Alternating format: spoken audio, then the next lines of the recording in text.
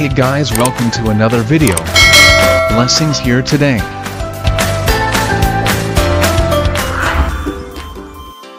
Magandang buhay mga ka-blessings. Mula Luzon, Visayas at Mindanao.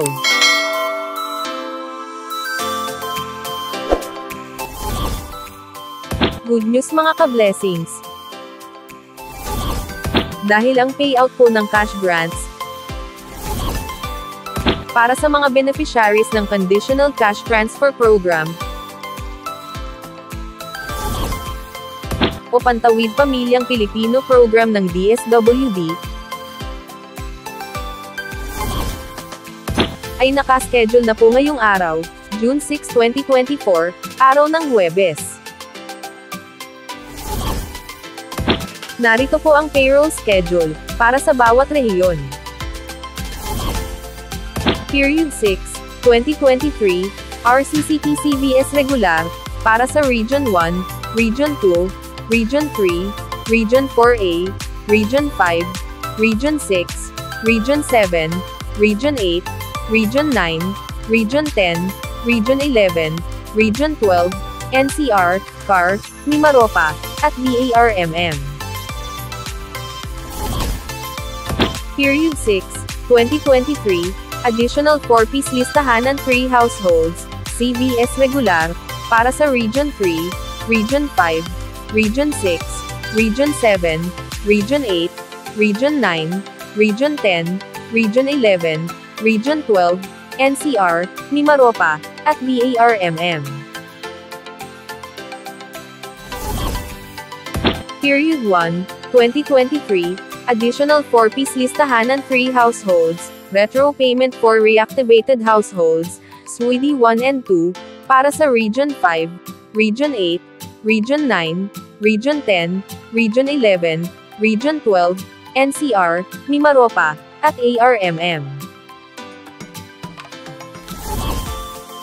Period 2, 2023, Additional 4-piece listahan ng 3 households, retro payment for reactivated households, SWIDI 1 and 2, para sa Region 5, Region 8, Region 9, Region 10, Region 11, Region 12, NCR, Mimaropa, at ARMM.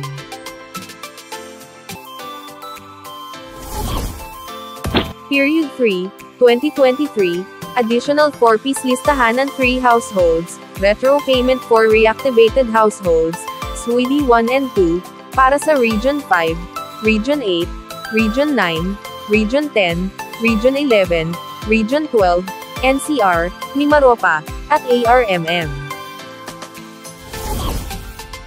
Period 4, 2023, Additional 4-piece listahan ng 3 households, retro payment for reactivated households, SWIDI 1 and 2, para sa Region 5, Region 8, Region 9, Region 10, Region 11, Region 12, NCR, Mimaropa, at ARMM. Period 6, 2022, Additional 4-piece listahan ng 3 households, retro payment for reactivated households, SWIDI 1 and 2, para sa Region 5, Region 8, Region 9, Region 10, Region 11, Region 12, NCR, Mimaropa, at ARMM. Ang monitoring period po ng P1 ay mula sa buwan ng Pebrero hanggang Marso. Ang monitoring period po ng P2 ay mula sa buwan ng Abril hanggang Mayo. Ang monitoring period po ng P3 ay mula sa buwan ng Hunyo hanggang Hulyo. Ang monitoring period po ng P4 ay mula sa buwan ng Agosto hanggang Setyembre. Ang monitoring period po ng P6 ay mula sa buwan ng Disyembre hanggang Enero. Ang kasama po sa listahan ng 3 ay ang third batch at pinakabagong batch ng 4-piece beneficiaries na nakasama noong 2022. Ang RCCT, o Regular Conditional Cash Transfer, ay tumutukoy sa isang programa ng cash transfer na nagbibigay ng regular na tulong pinansyal sa mga benepisyaryo sa ilalim ng mga kondisyong tinakda ng programa. Ang CVS, o Compliance Verification System, ay ang proseso kung saan sinuri ang pagtupad ng mga benepisyaryo sa mga kondisyon ng programa. Ang retro payment po ay ang grants na ibinibigay upang mapuna ng mga nakaraang buwan na hindi nabayaran o yung mga na-hold na grants habang isinasagawa ang assessment. Ngayon ka-blessings, kung alam mong kasama ka sa payout, ay maaari nyo na pong i-check ang inyong balance account sa Landbank mobile app. Antayin lamang kung pumasok ang inyong cash grant sa inyong account. Dahil tuloy-tuloy po ang crediting ng Landbank sa inyong mga account. Ngayong araw din ka-blessings, June 6, 2024, araw ng Huwebes, ay maaari na po kayong mag-withdraw sa ATM withdrawals sa mga piling Landbank servicing branches na malapit sa inyong lugar. Magbaon po ng payong para hindi mabasa ng ulan. Keep safe always mga ka-blessings. God bless po. Ang Pantawid Pamilyang Pilipino Program o 4Ps, ay programa ng pambansang pamahalaan na ipinatutupad ng Department of Social Welfare and Development o DSWD, sa pakikipagtulungan sa iba't ibang ahensya gaya ng DepEd, DOH, DILG, at sa mga lokal na pamahalaan. Pinagtibay ang programa sa pamamagitan ng pagsasabatas nito bilang Republic Act 11310.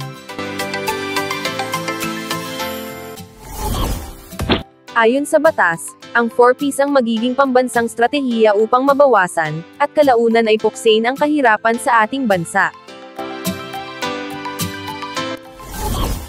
Ang 4Ps ay namumuhunan sa human capital ng mga mahihirap na sambahayan, sa pamamagitan ng pagpapabuti sa aspeto ng kalusugan, nutrisyon, at edukasyon ng mga kasapi ng programa. Nagbibigay din ang programa ng psychosocial at psychoeducation intervention sa pamamagitan ng family development session, bilang gabay sa unti-unting pag-unlad at pagpapatatag ng kanilang pamumuhay.